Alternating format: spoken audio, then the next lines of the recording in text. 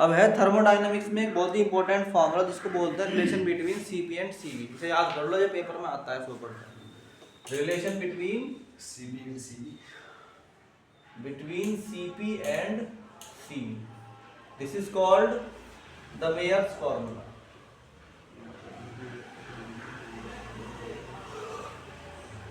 This is called the Mayer's formula. मान लो कि तुमने एक गैस को हीट सप्लाई करी। क्या करी? Heat supply. ठीक है, तो हम कहते हैं कि let we supply, let supply,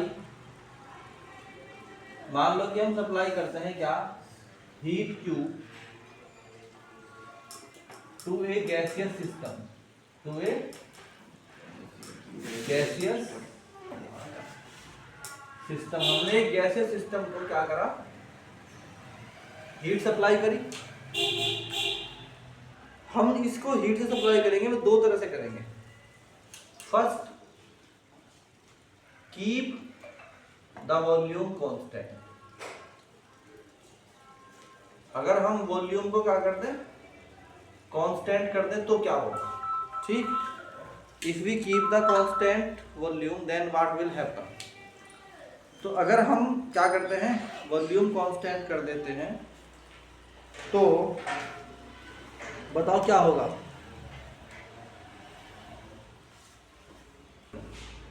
तो इसमें जो है क्या होगा, first we will supply the heat at constant volume. ठीक, कांस्टेंट वॉल्यूम का मतलब ऐसा है, जैसे तुम्हारा पिस्टन है और पिस्टन पे तुमने क्या किया, यहाँ फिक्स कर दिया इसको, और ये कहा कि भाई यहाँ पर क्या कर दिया, इसको फिक्स कर दिया। यानी अब तुम इसमें जब हीट दोगे तो इसका वॉल्यूम नहीं बढ़ेगा।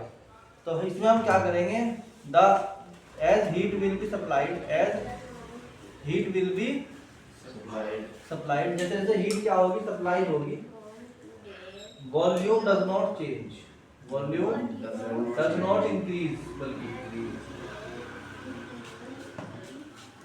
Volume does not increase. तो डेल्टा भी कितना हो गया इसमें, 0। जब वॉल्यूम, एक बात याद रखना, जब वॉल्यूम नहीं बढ़ता है तो हीट कहाँ जाती है, तो जाती है, तो बोलते हैं QV। QV का मतलब heat supplied eight the constant volume. ठीक है, नहीं है, तो ये जाती है किसमें, टेम्परेचर चेंज करने में। ठीक है, तो ये क्या करेगी, इट विल ओनली इंक्रीज, क्या करेगा, इंक्रीज टेम्परेचर। अरे आप समझ लो भाई, टेम्परेचर क्या करेगा, इंक्रीज करेगा। सो इंटरनल एनर्जी क्या होगी भाई, अहमद, इंटरनल एनर्जी इंक्रीज होगी। इंटरनल एनर्जी क्या होगी, इंक्रीजेस। आएगी नहीं आई बात समझ में? सो QV इक्वल कितना हो गया,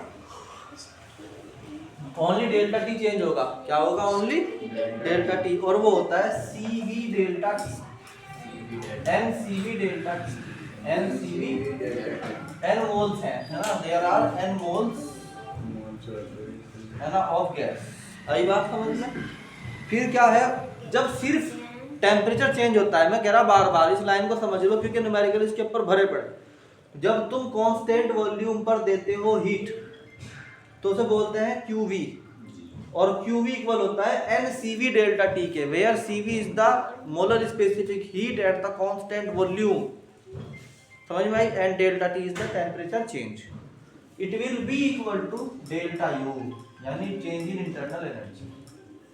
बस इतनी बात याद कर लो, चेंज इन इंटरनल एनर्जी। आई कि नहीं आई बात समझ में? सेकेंडली हम क्या करेंगे, यही हीट, बाकी बची हुई हीट, मान लो हमारे पास 100 जूल थी, तो 50 जूल तो हमने दे दी इसको कांस्टेंट वॉल्यूम करके, बाकी की 50 जूल देंगे हम क्या में, कांस्टेंट प्रेशर करके। नाउ सेकंड केस में क्या करेंगे, keep pressure constant, keep the pressure, बोलो भाई, कांस्टेंट। तो जब हम प्रेशर कांस्टेंट करेंगे तो उस टाइम पर क्या होगा कि heat will be supplied,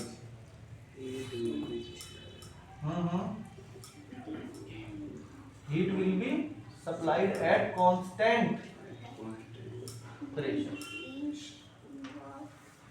at constant, बोलो भाई किस पे? प्रेशर पे। अब ये बात ध्यान रखो कि जब सिर्फ क्या चेंज होता है, जब सिर्फ और सिर्फ प्रेशर कांस्टेंट रख के हीट दोगे तुम, तो उस टाइम पर जितने भी हीट दोगे, पिछली बार किस में कन्वर्ट हुई थी? डेल्टा टी में। अब की बार किस में होगी? अब की बार किस में होगी? Cp delta T.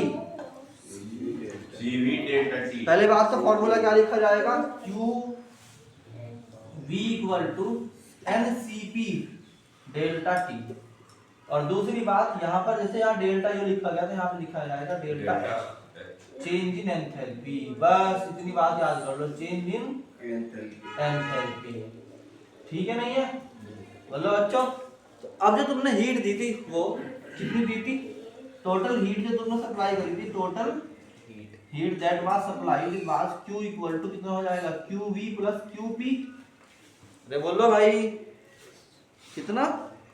And you know that delta H जो होता है, डेल्टा H यानी चेंज इन एंथैल्पी, वो किसके बराबर होता है? डेल्टा U + डेल्टा W के। अरे होता है कि नहीं होता है? बोलो। डेल्टा H की जगह तुम क्या लिखोगे? NCP delta T। अरे बोलो यहाँ डेल्टा H की जगह, वो है तो तुम्हारा delta H, NCP delta T। Delta U की जगह क्या लिखोगे? NCV delta T। और डेल्टा W की जगह क्या होगा? P delta V। क्या होगा भाई? P delta V। चूंकि जो W होता है, डेल्टा W, वो किसके बराबर होता है? P delta V। पता है कि नहीं पता? पहले से फार्मूला ये वाला वर्क डन का फार्मूला मालूम है ना? Pressure into change in volume. तो यहाँ तक कोई प्रॉब्लम? बोलो। अब देखो ध्यान से, इसे इक्वेशन नंबर 1 बोल दो। we know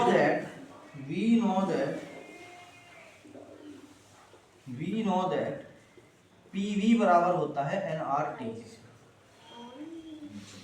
अब चूंकि सेकंड केस में क्या था? डेल्टा P क्या है? कांस्टेंट। देखो यहाँ पर हम कह देंगे डिफरेंशिएट कर दो equation number 2। Differentiate equation number 2 कर दोगे तो ये क्या हो जाएगा? C delta V + V delta P बराबर NR डेल्टा T। चूंकि डेल्टा P इज 0, क्योंकि चेंज प्रेशर पे आया नहीं। सेकंड वाले में याद करो ना, प्रेशर कांस्टेंट रखा हमने, तो नहीं आया ना, तो इसलिए क्या हो जाएगा कि P डेल्टा V की जगह आप लिख सकते हो NR डेल्टा T।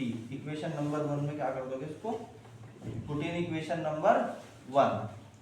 जब रखोगे तो ये आ जाएगा NCP delta T = NCV delta T + NR delta T। यहाँ देखो भाई, N और डेल्टा T दोनों तीनों जगह क्या है?